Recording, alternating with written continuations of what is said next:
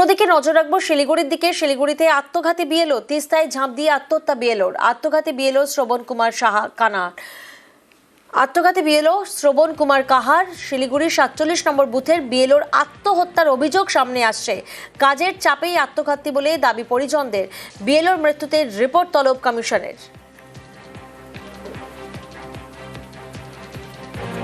এই চাপ, এই প্রত্যেক দিন খামখেয়ালি বানা, এক এক দিনের এক একটা ফতোয়া, তারপরে বলছে এই হেয়ারিং এর জন্য খবর দাও, মানে সমস্ত বিএলওদের গায়ে চাপিয়ে দিয়েছে।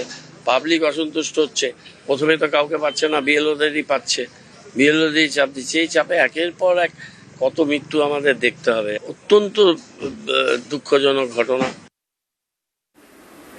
এসআইআর শুনানি আতঙ্কে মৃত্যু, কোথাও আত্মহত্যার অভিযোগ, কোথাও আবার অসুস্থ হয়ে মৃত্যু। জেলায় জেলায় নানা অভিযোগ।